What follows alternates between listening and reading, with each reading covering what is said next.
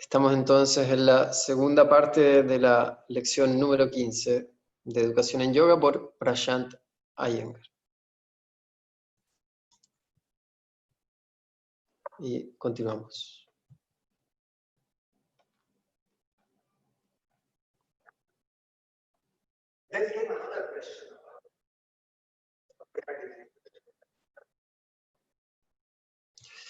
Entonces viene otra pregunta de que alguien tuvo la impresión de que cuando él hablaba sobre el pensamiento, el pensar y el pensador,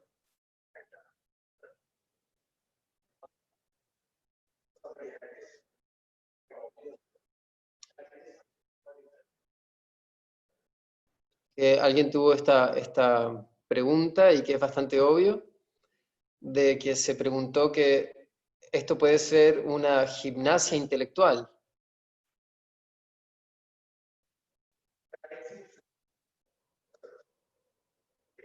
Que pareciera ser un circo del cerebro, un circo cerebral.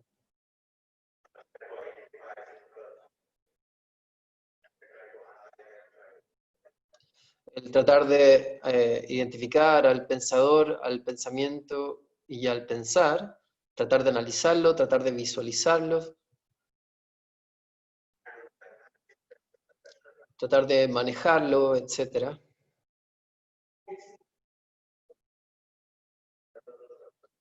Entonces pareciera ser un circo cerebral.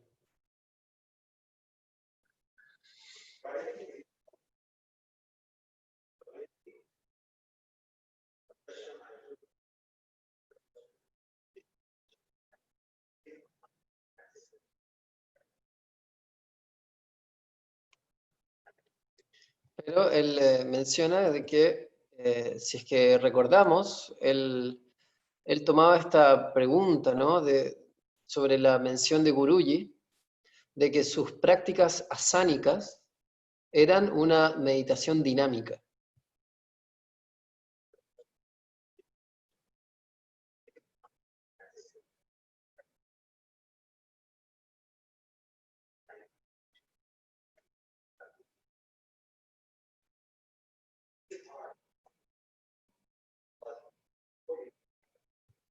A su jerarquía, la de Guruji, en su proceso de pensamiento, o su proceso de pensamiento era tal, o era tan refinada, tan evolucionada,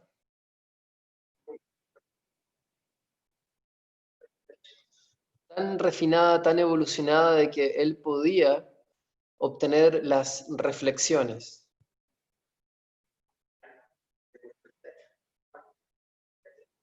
y que podía ser reflejado, el pensamiento podía reflejarse, que el pensamiento podía ser un reflejado y un reflector.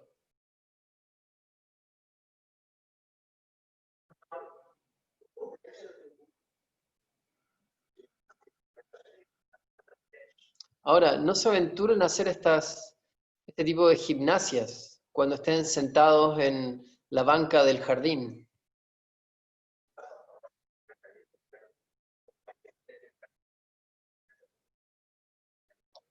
de que tienes un pensamiento y que entonces dices, déjenme o permítanme tratar de analizar el pensador, el pensar, el pensamiento.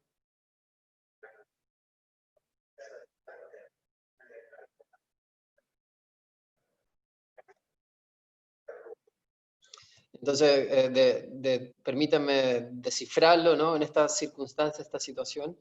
Permítanme descifrarlo, permítanme analizarlo, tratar de entenderlo, entender el perfil, el rol, las funciones que tienen. Dice que no, esa no es la manera, que es solamente en yoga.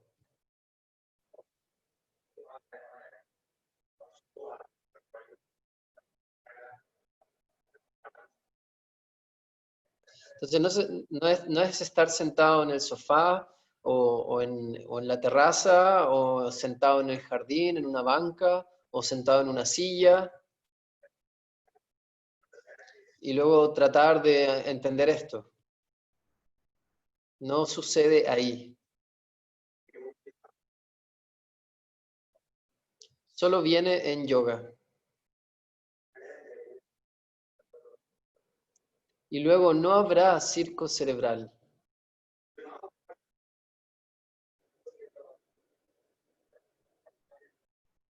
Si tratamos de hacerlo, ¿no? En el estado cerebral de la mente, todos estamos en un estado cerebral.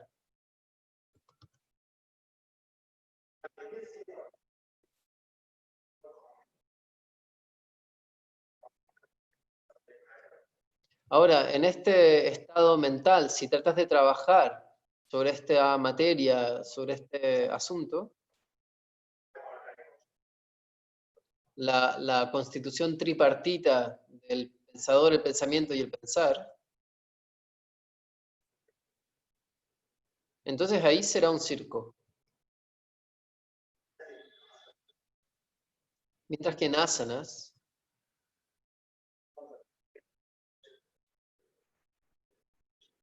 es que se recuerdan de los preparatorios que he mencionado, esos preparatorios en las primeras sesiones,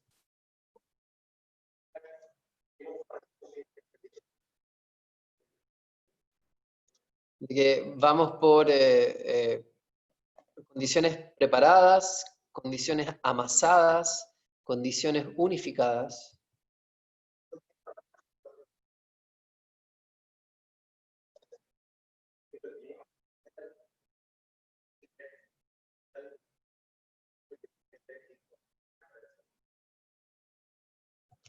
Eh, en esas primeras sesiones, ah, no, él dice, entonces estas son procesos cerebrales de la psique, son de la psiquis, de la conciencia, etc.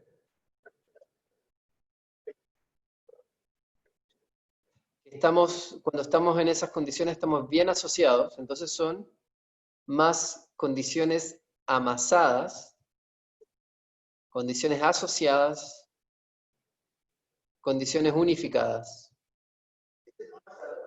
Entonces esto no es cerebral.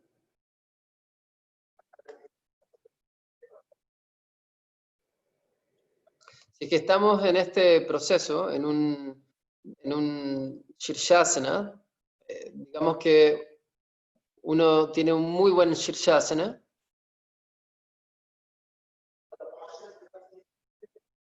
la postura se vuelve insignificante en ese momento. Y puedes ir por un proceso de pensamiento. Por un proceso de pensamiento refinado, si es que uno está maduro en Shirshasana.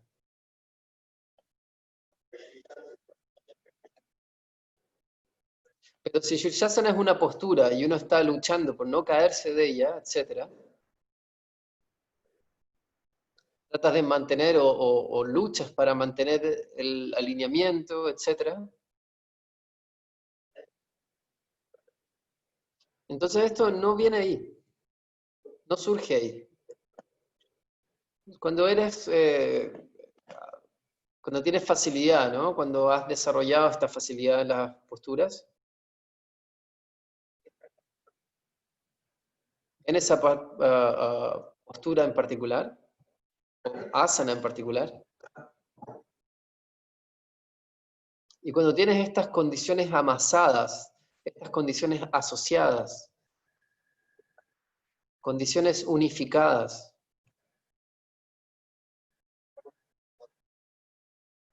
es todo un proceso de la encarnación, de la corporalidad encarnación, y no es un proceso cerebral. Es que, recuerdan, dije o hablé sobre el paradigma de la espalda. Ahora la espalda no es una parte cerebral del cuerpo.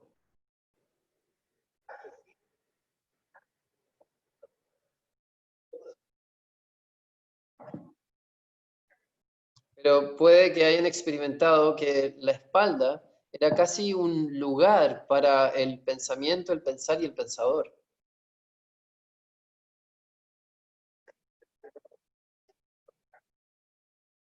Y ese es el calibre que tiene la espalda o la columna o incluso la escápula.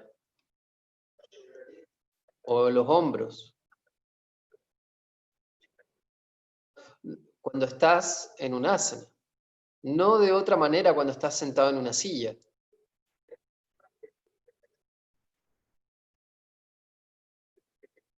No vas a poder en ese momento obtener ese estatus. Estas partes no van a poder obtener ese estatus porque no están mutuamente relacionadas entre ellas. No hay amalgamiento, no hay estas condiciones amasadas o condiciones mezcladas.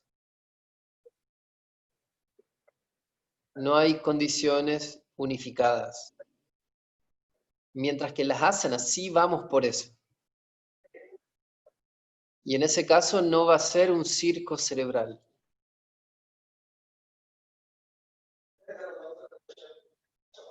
Luego también había una pregunta sobre Shavasana.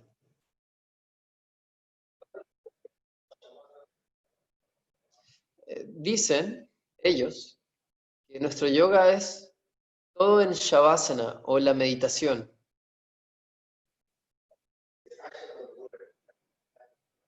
En esa meditación de moda, ¿no? En el mundo de moda, donde el yoga se ha convertido en una moda.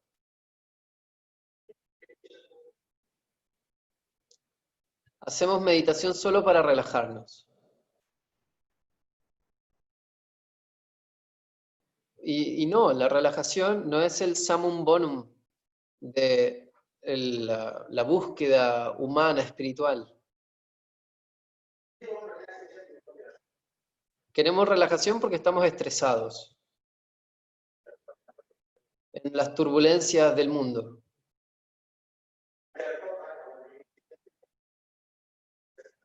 Y por lo tanto, a través de la meditación queremos algún tipo de manejo del estrés. Queremos obtener condiciones desestresadas. Y por eso es que vamos a por la meditación en estos días.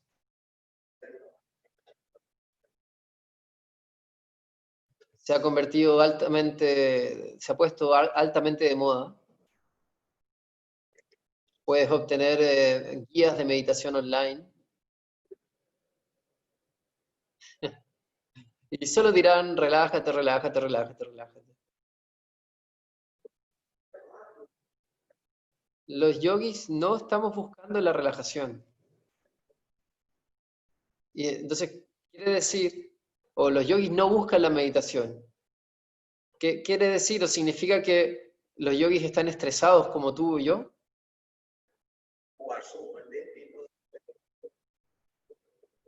¿Que son personas tan mundanas, tan temporales, tan cerebrales? Entonces en el yoga,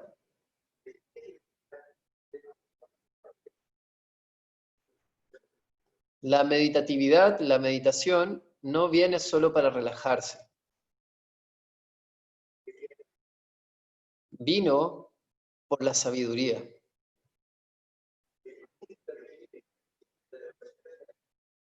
Si los yogis estaban meditando, no significa que estaban estresados como tú y yo. Que estaban estresados como algún gerente de algún cuerpo corporativo.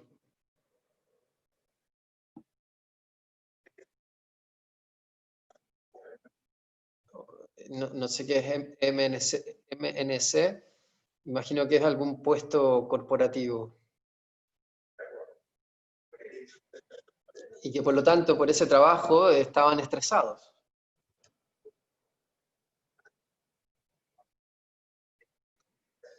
Los yogis no iban por dhyana para poder desestresarse. Hoy en día lo queremos porque es nuestra necesidad el día de hoy. Y no estoy tratando de, no quiero ser crítico al respecto.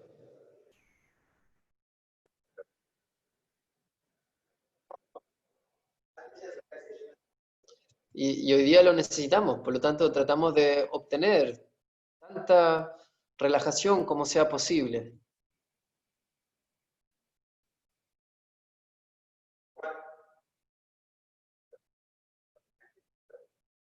Pero en el caso del yoga y de los yogis,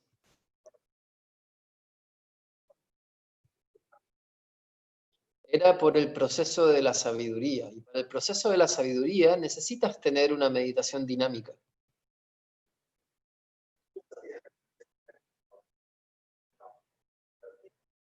Debes tener esta claridad del pensamiento, el pensador y el pensar,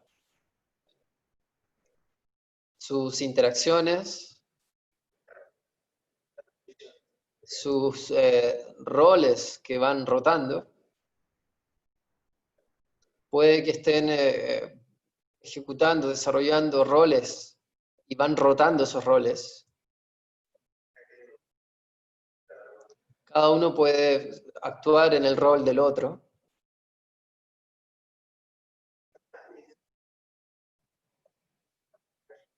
Entonces ese es el proceso de sabiduría, no el proceso de conocimiento.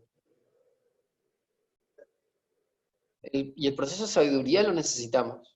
Entonces no es un circo cerebral. No toma lugar en el cerebro.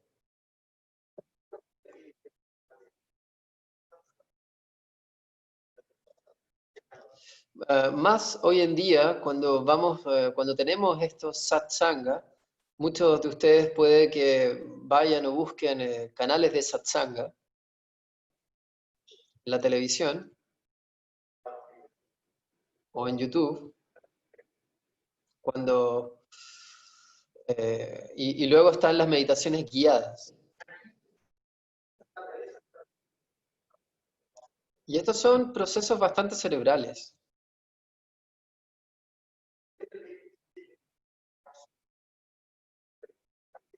Ellos van a estar hablando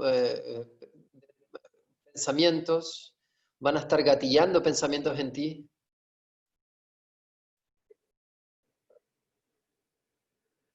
Y te dirán, piensa de esta manera, piensa sobre esto, esto es el pensamiento, esto es el pensar, piensa de esta forma,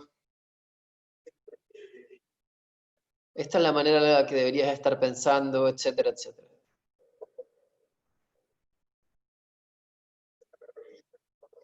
Entonces todas estas actividades están en la región cerebral, por encima de la garganta. Ellos no tienen nada que hacer con el resto del cuerpo. Son solo partes cerebrales que estarán trabajando.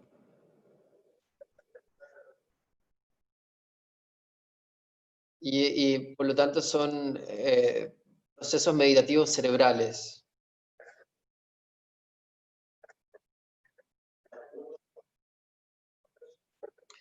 Relaja el cerebro, relaja la mente y el lugar de la mente está por encima de los hombros, por encima de la garganta. Y todo sucederá ahí. Entonces te estarán hablando, te estarán dando sermones, así como te estoy hablando yo a ti. Entonces podrá ser dicho de que esto es un proceso cerebral. Sí, soy cerebral en mi hablar.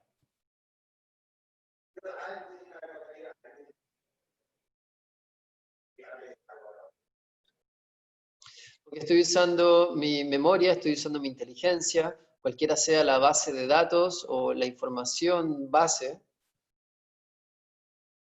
que estoy usando.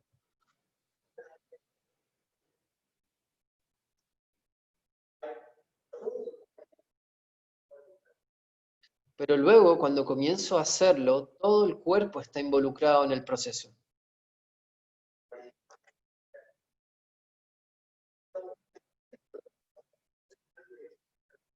El cuerpo, la mente, la respiración. Entonces es un proceso integral. Por lo tanto, cuando tengo que explicarlo,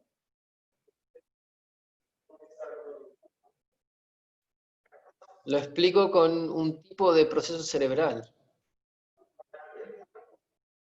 Pero cuando vas a hacerlo, entiendan por qué la columna es importante.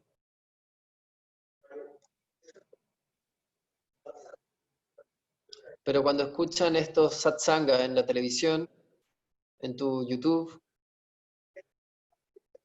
no hacen nada con la columna. La columna no está contribuyendo, solo el cerebro está contribuyendo. Y obtienen todo el material del cerebro. Tratas de seguir esas instrucciones y solo la única parte del cuerpo que va a estar trabajando es por sobre la garganta, sería la parte de la cabeza.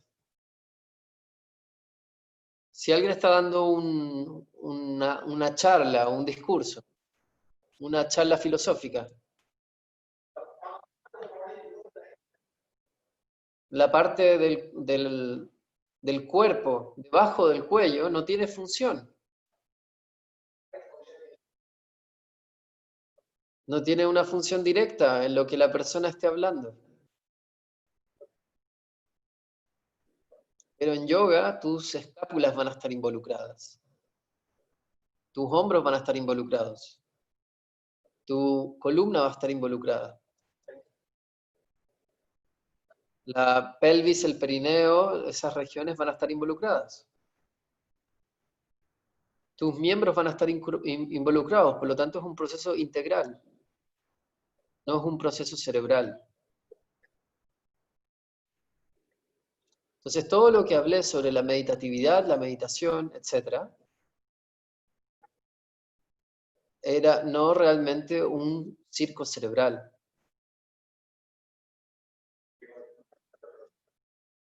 No es un circo, o no era un circo cerebral realmente.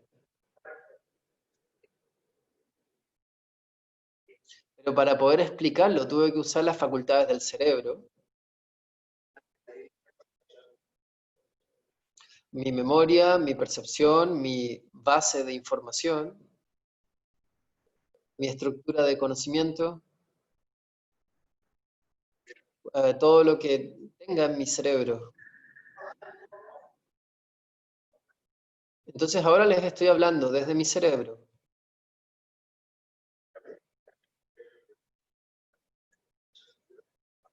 Pero cuando realmente puedes o lo vas a hacer, estás en la posición de Sthira Sukham Asanam.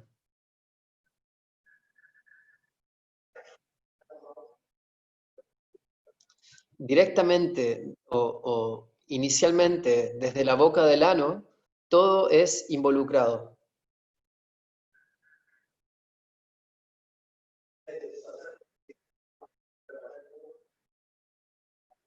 Cuando el satsanga está siendo desarrollado, tus isquiones están prácticamente adormecidos. No tienen rol que jugar y están totalmente inertes.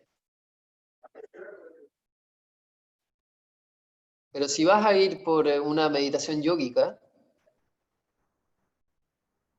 entiendan cuánta importancia tienen que darle a los isquiones. Su participación, su involucramiento, su direccionamiento, su uso.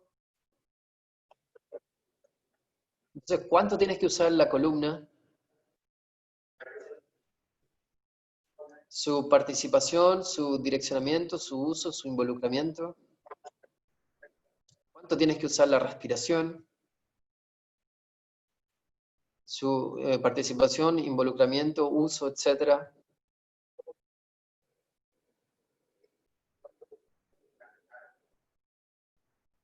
Entonces no es apropiado el interpretar de que esto es un circo cerebral. Respecto al concepto de meditación o meditatividad que expliqué, o la explicación sobre la meditación dinámica, de que esto sea un circo cerebral.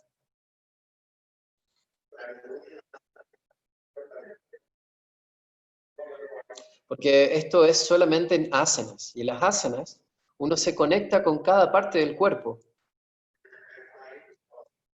y en la mente, de lo grueso a lo sutil. Entonces hay conexiones profundas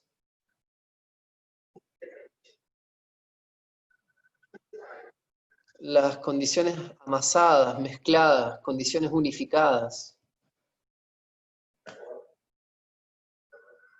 Por lo tanto, no es cerebral.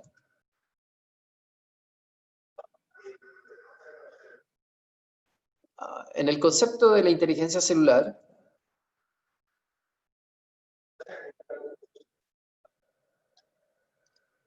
uno entiende que si se va a sentar en Swastikasana para pranayama o para la meditación,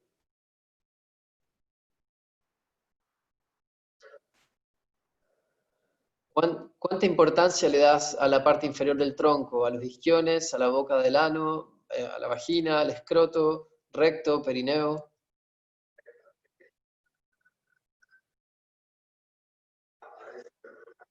Ahora, ¿esas son partes cerebrales?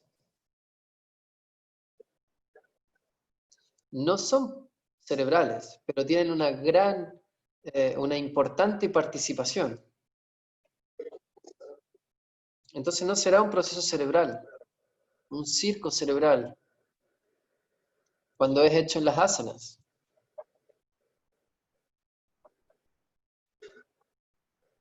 Pero si te sientas en la banca del jardín y empiezas a hacer este proceso de meditación que les expliqué, entonces va a ser un circo cerebral. Pero cuando realmente lo haces, no será un circo cerebral.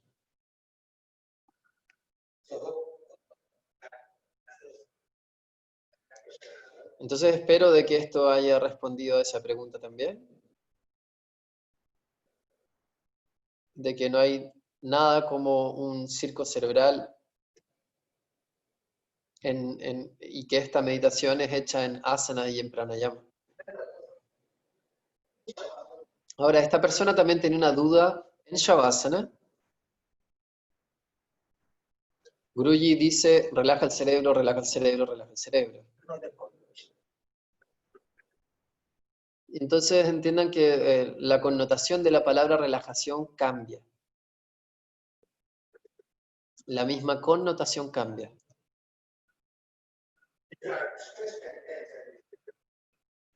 Si estás estresado y tenso y te dicen que te relajes, ¿qué significa?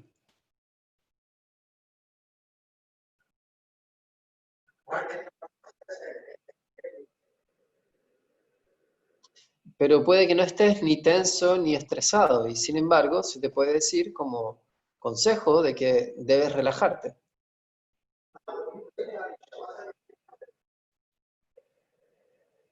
Ahora, cuando vas a Shavasana, no es que estés estresado y tenso y preocupado, que seas una persona preocupada en ese momento, y luego se te dice que te relajes. La connotación de relajación cambia mientras estás en Shavasana. Es para sublimarse, es para convertirse o entrar en un estado como de estar sedado, es para poder serenarse.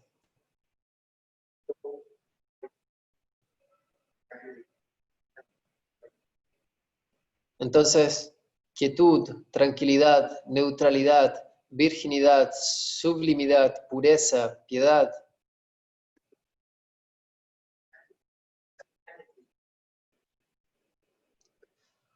santidad, sanidad, ecuanimidad, equilibrio, equidad, es la connotación de relajación en Shavasana.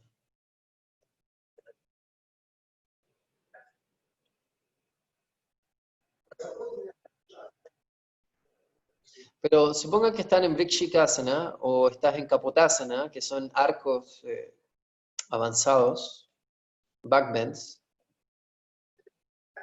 y el profesor te dice, por favor, relájate. ¿Qué es lo que vas a relajar? ¿Vas a relajar tus músculos faciales? ¿O la tensión en los ojos? ¿O alguna tensión por aquí y por allá?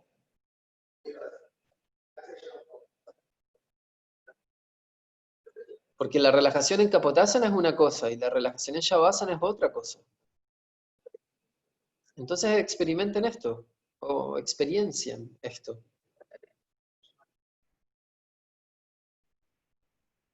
Entonces cuando estás en Shavasana y se te dice que relaje el cerebro, no se está diciendo solamente que relajes el cerebro.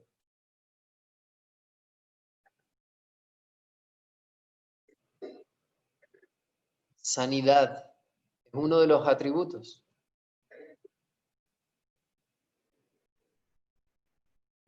Les di una larga lista: tranquilidad, neutralidad, virginidad, sublimidad.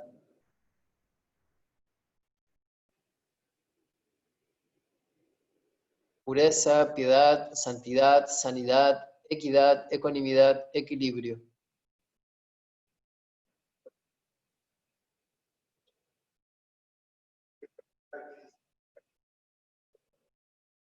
Este es el significado de relajación en diferentes jerarquías que, de nuevo, pueden cambiar. Si estás en una jerarquía más baja, no vas a circunscribir tantas cosas. Si estás en una jerarquía más alta, vas a circunscribir todo eso.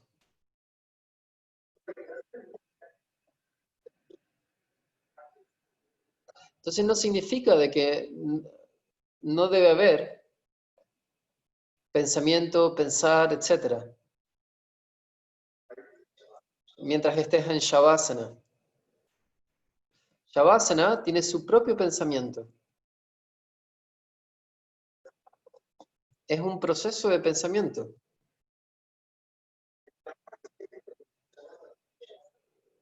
No estamos restringiendo los vritis en Shavasana. De otra manera, Shavasana sería Samadhi.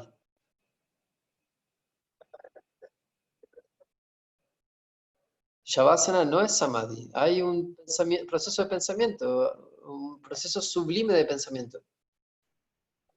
Proceso de pensamiento etérico. Proceso de pensamiento reflexivo.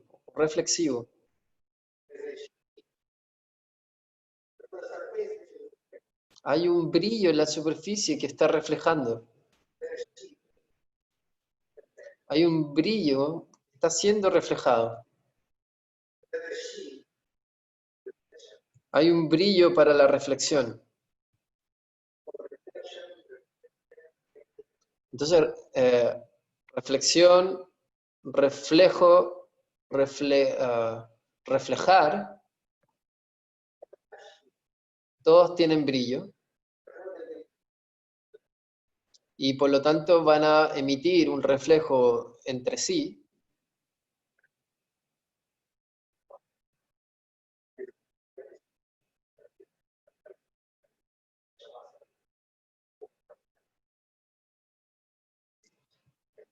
Entonces no es correcto decir que en Shavasana uno no va a por esa meditatividad que he explicado. Está ahí realmente. Claridad sobre el pensamiento, el pensador y el pensar. Análisis y luego unificación, etc.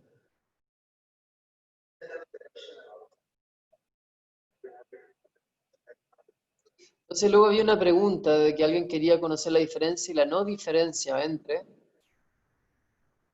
la mente a la cual nos referimos. Entonces, todos ustedes están acostumbrados a la mente. Decimos, esta es mi mente, esta es la mente, conocemos nuestra mente, conocemos la mente de alguien más. Decimos, esta es la mente, esa es la mente.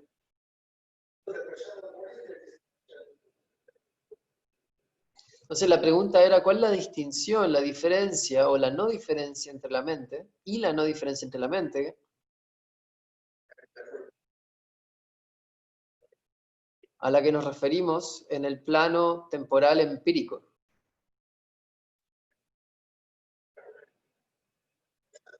¿Es esto mental? ¿Es esto psicomental? Etcétera.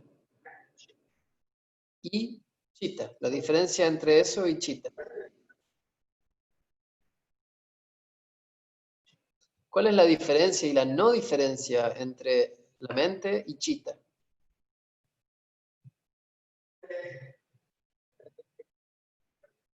Entonces, voy a tomar de nuevo el recurso de un ejemplo aquí. Si estás cerca de la orilla del mar,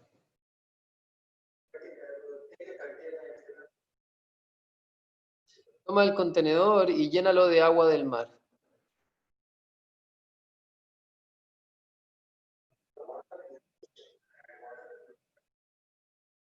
Ahora, el agua en el océano y el agua en el contenedor es una y la misma.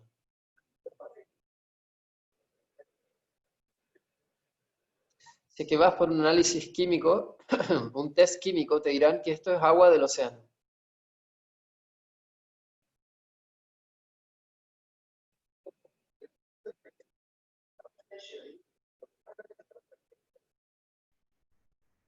Entonces, en la química física, ¿no? Sustancialmente el agua en el contenedor y el agua en el océano es una y la misma.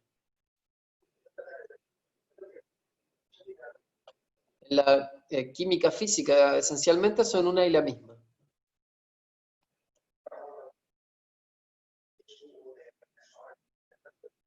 Cualquiera sea la cantidad de H2O ahí y la sal que hay ahí y otros minerales,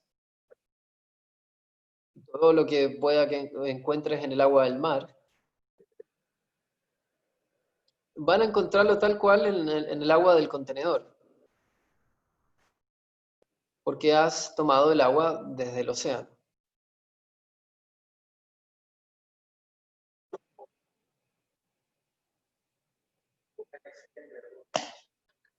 Entonces, en términos de sustancia, hacia esa extensión no habrá diferencia,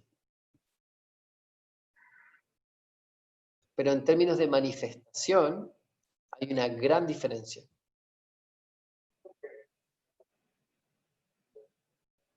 No vas a obtener burbujas, espuma, olas en el contenedor, donde el agua del océano es contenida. Pero si miras en el océano, verás todas esas cosas. Las olas están ahí, la espuma está ahí, la turbulencia está ahí. El agua es inestable. Nunca vas a ver que el agua del océano, del mar, se congele. A no ser de que estés en regiones polares con temperaturas bajo cero.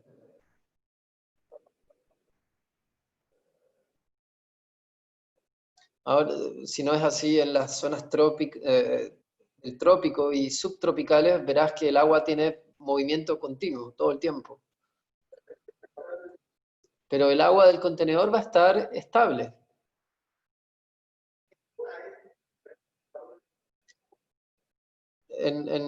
Inmediatamente el agua del contenedor va a estar estable, no va a tomar un largo tiempo para que el agua del contenedor esté estable.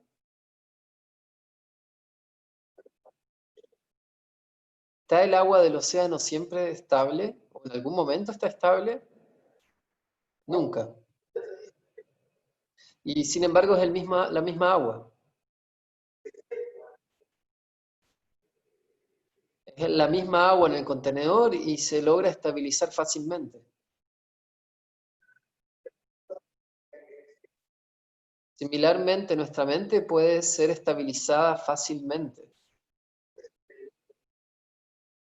Toma un sedante, anda a dormir y la mente se va a estabilizar, se va a aquietar. No es tan difícil, no es un problema tan grande el estabilizar a la mente. Y sin embargo decimos que la mente es difícil de estabilizar. Sí, es difícil de estabilizar cuando estás en un estado despierto, que es lo que se establece en el Bhagavad Gita. Pero la mente se puede estabilizar, toma un tranquilizante y la mente se va a estar y va a estar estable.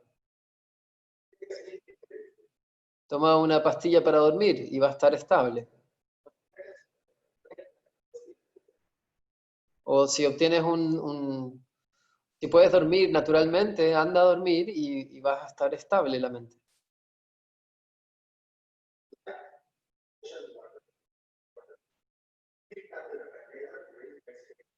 Como el agua del océano, em, que es recogida con un contenedor, se va a estabilizar sin un gran problema, sin gran dificultad, sin tomar mucho tiempo, sin mucho problema, sin tomar mucho tiempo. Pero ¿qué hay del agua en el océano?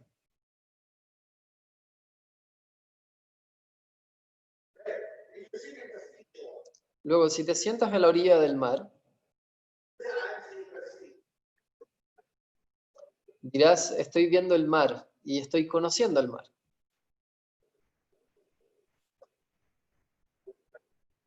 Lo que puedas conocer de la ola que se recoge, la ola que viene, la ferocidad de la ola, la marea baja, marea alta, algunas burbujas que surjan, aún espuma que surja. Es lo que ves. Solo ves la superficie del agua en el océano hasta donde se extiende el horizonte. Vas a ver quizás hasta el horizonte, pero ¿qué es lo que vas a ver ahí? Es solo la superficie del agua.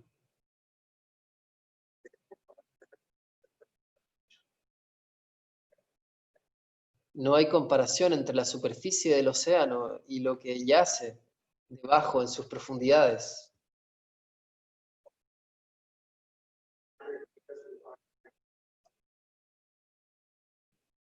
De 100 metros a 500 metros de profundidad, a 1000 metros de profundidad, a 5000 metros de profundidad, a 8000 metros de profundidad.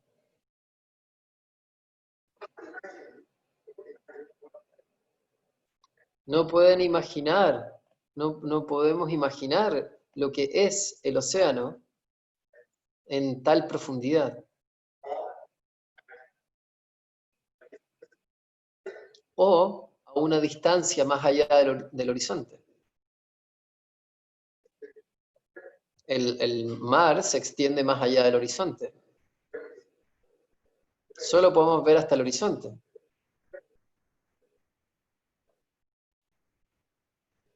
Puedes pasar toda la vida en la orilla del mar, pero ¿cuánto vas a conocer del océano?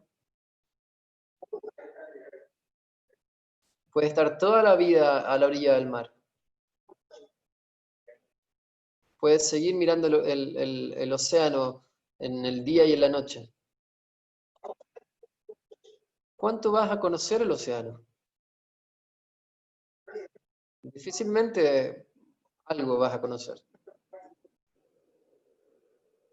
No más allá de un porcentaje 0,000000, porque el océano es Ratnakar.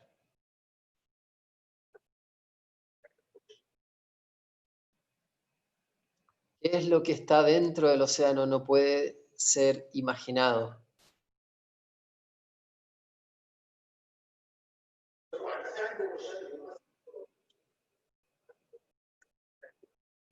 Entonces, para entender el océano, debemos conocer el océano eh, en su máxima profundidad.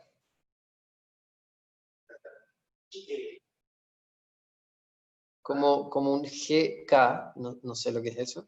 Puedo decirles que el Océano Pacífico, cerca de las Filipinas,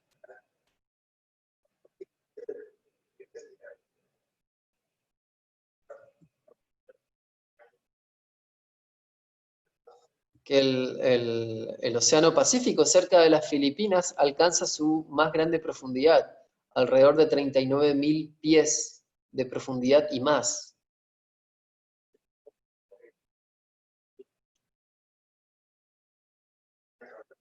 Entonces más de 8.000 metros, 9.000 metros. Everest tiene 8.000 metros aproximadamente. Y esta profundidad es mucho más que eso.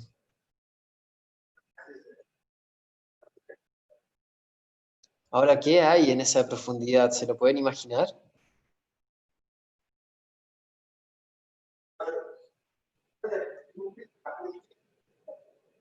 Ahora, el agua que tú recogiste no te va a dar ninguna pista. Se la puedes dar a cualquier científico y decirle que explore el océano por el agua del contenedor. Es agua de mar. Pídele que entienda todo el océano desde ahí. No va a ser posible.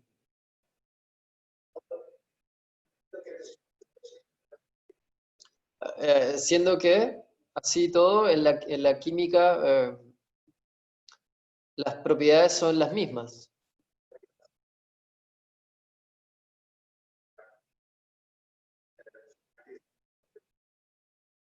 Pero incluso un científico no va a ser capaz de entender el océano por el estudiar esa agua recogida en un contenedor. Tiene que ser un oceanógrafo. Tiene que sumergirse en el océano. Tiene que explorar el océano. Entonces esta chita es eso.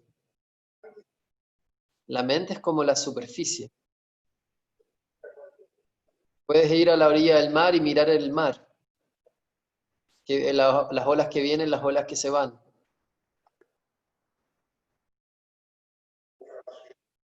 A veces hay una gran ferocidad, a veces no hay ferocidad o marea baja, etc. Eso es todo lo que verán al sentarse a la orilla del mar. Chita es como el océano.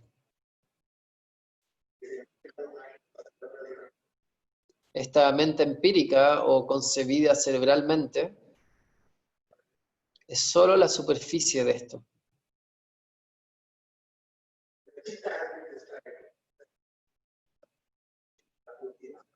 Chita ha sido descrita como Mana Buddhi Ahamkara, que están juntas. La mente en sí misma es un océano. Nuestra mente en sí misma es un océano. Incluso los psicólogos no conocen la profundidad de la mente. Nuestra inteligencia es un océano. Buddhi en el sentido. Ahamkar es un océano. Entonces, manas, buddhi y ahamkar puestos juntos son chitta. Y cada uno es un océano por sí mismo. Y estos son diferentes océanos. No nombres distintos para el océano, como el Atlántico, el Indio, el Pacífico, que son el mismo océano, solamente que le hemos dado nombres distintos. Eso es todo. Pero estos son océanos distintos. No son solamente nomenclaturas, diferencias en los nombres. La mente es un océano, tiene su profundidad, tiene sus propias características. Buddhi es un océano y tiene sus propias características. Y Ahamkar es un océano y tiene sus propias características. Tenemos océanos dentro de nosotros. Y es por eso que es llamado microcosmo. De cualquier manera, Chita es de esa forma. Por lo tanto, el yoga trata sobre Chita, lidia con Chita. No es Manovritti Nirodha, es Chitta Vritti Nirodha. Mano Vritti Nirodha es traga una pastilla y vas a tener Mano Vritti Nirodha. No es, ah, no es Chitta Vritti Nirodha. Mano Vritti Nirodha no es Chitta Vritti Nirodha.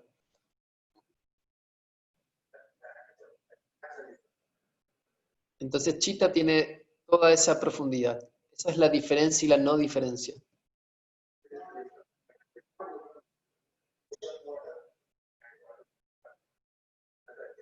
No hay diferencia entre el agua del océano y el agua contenida en un contenedor.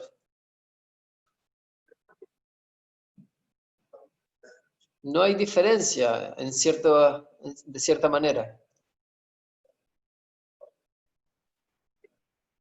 Entonces no hay diferencia en la sustancia, es una y la misma, pero en términos de manifestación es totalmente diferente. Y en la metafísica, esta manifestación es contada, en vez de simplemente la sustancia.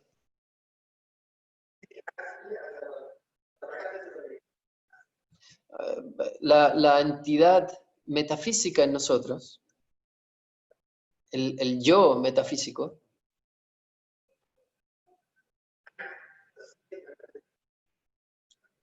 y la misma metafísica de la divinidad es una y la misma.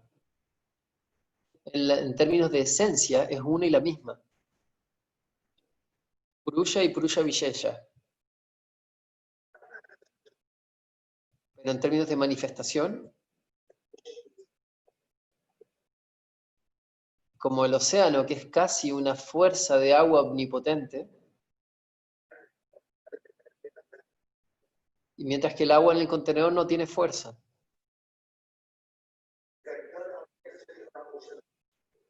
Puedes apagar la electricidad de las olas del océano. No, perdón, puedes obtener electricidad de las olas del océano.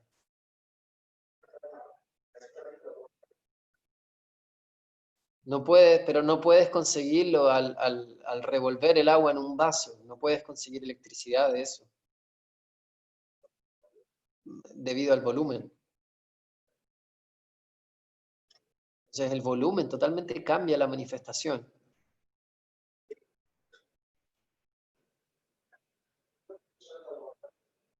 La manera en que es el océano, no vas a poder obtener esa manifestación, incluso aunque agites fuertemente el agua en un vaso.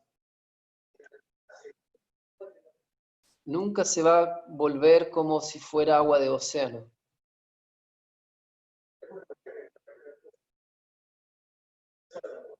Puedes ponerle un vibrador, puedes empezar a ponerle algo para que lo revuelva,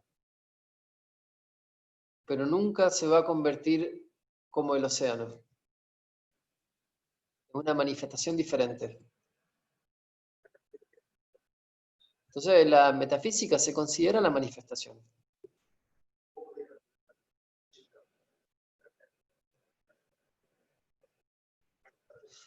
Trataremos sobre Chitta para tratar de entender un poco más sobre la cosa mental.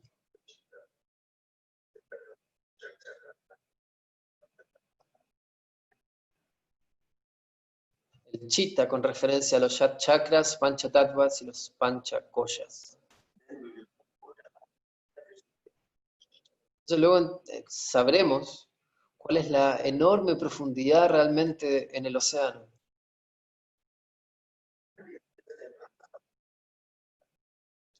La mente es un vaso, simplemente un vaso llenado con agua.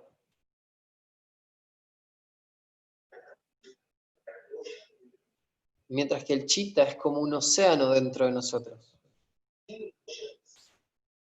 3 océanos dentro de nosotros. Y no son tres océanos como el Atlántico, el Índico y el Pacífico.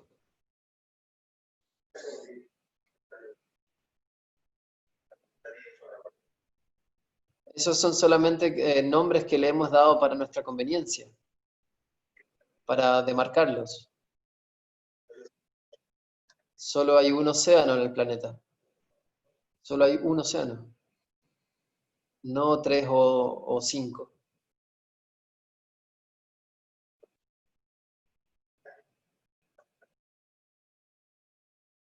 Entonces, eso nos dirá sobre qué es el océano.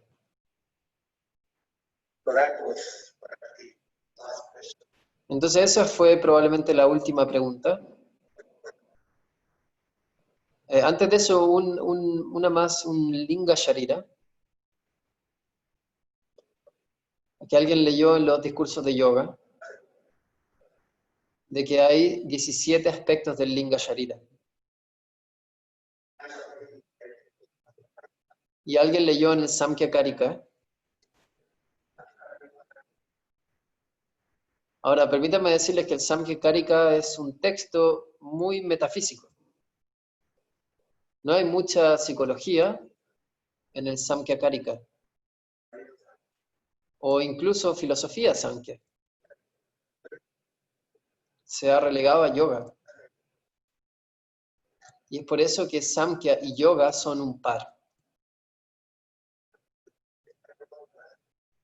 Entonces el Samkhya relegó los aspectos psicológicos al yoga.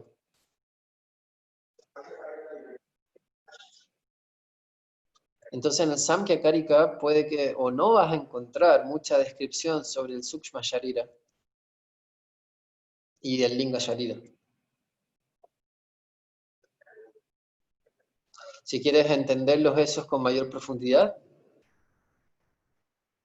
tendrás que buscar en los textos vedánticos y yógicos. Entonces los textos yógicos te van a decir, te van a hablar sobre el Linga Sharira. Y no hay punto para, no es el punto buscar sobre la descripción del Sukshma Sharira en el Samkhya Karika.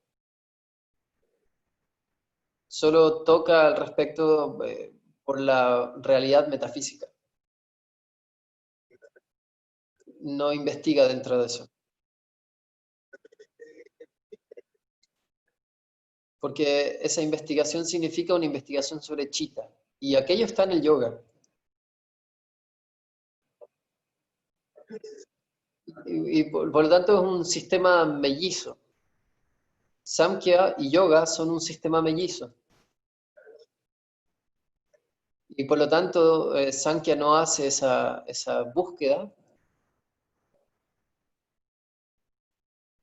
Si es que quieres saber más sobre el Linga Sharira, está en los Yoga Shastras y en los Vedanta Shastras, que te dirán al respecto de eso. Que el Samkhya Karika solamente va a describir el Linga Sharira y eso es todo.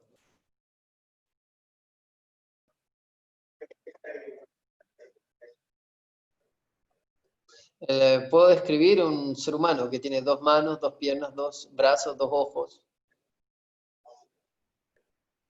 2 orificios nasales, 2 orejas, una boca, etc.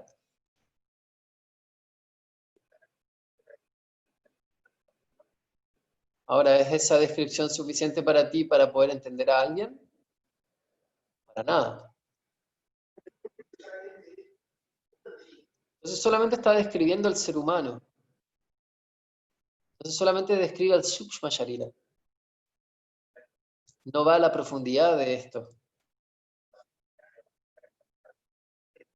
Porque ese trabajo es llevado a cabo por su sistema par mellizo, que es llamado yoga e incluso Vedanta. Entonces pienso que es suficiente por este momento.